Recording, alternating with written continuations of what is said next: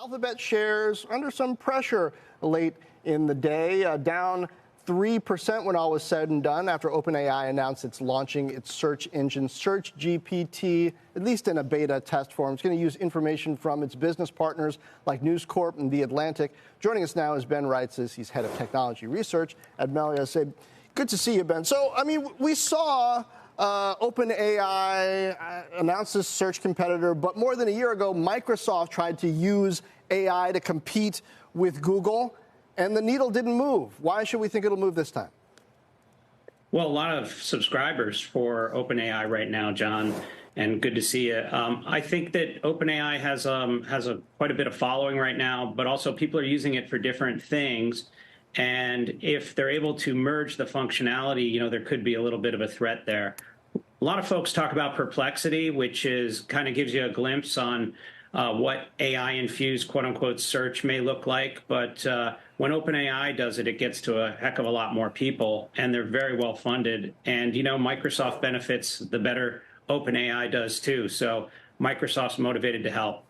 Well, also on AI, but from a different perspective, I want to ask you about enterprise software. ServiceNow ended the day quite a bit higher after earnings. I think it was around 15%. But so did Pega Systems. That's an interesting company, a lot smaller, and it's in the business of business process automation. I spoke with the CEO and founder, Alan Trefler, today about what it is about AI that's leading people to use more of Pega's software. Here's what he said.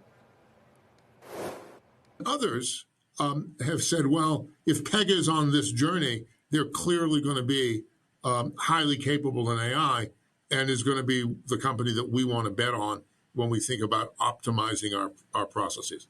And process optimization and improving the efficiency of businesses is a huge goal for most companies who are both trying to save money and do a better job for customers. With their Blueprint product, Ben, Pega is trying to develop some industry-specific kind of customized AI-driven tools for that optimization. Reminds me of what ServiceNow appears to be getting some traction doing. Do you think this perhaps has legs for some of these software names?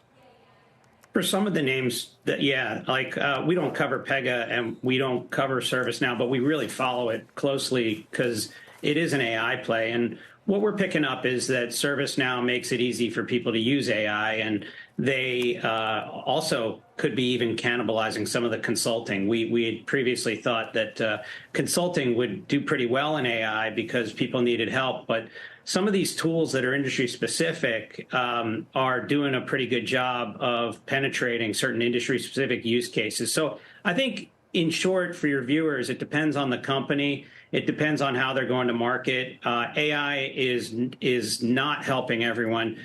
You certainly see some companies getting crowded out, some spending getting crowded out.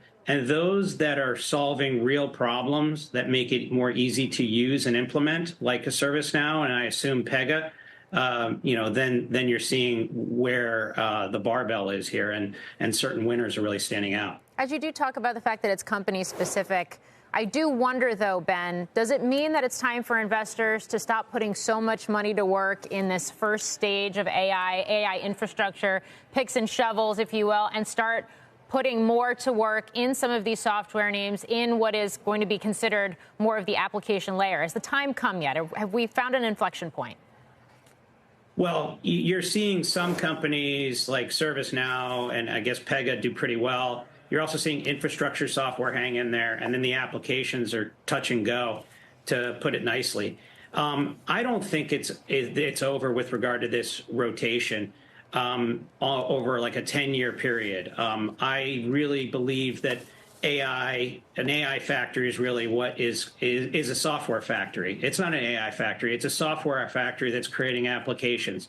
It will not happen overnight, but in a 10-year view, it is a threat to those that make applications if they don't hustle.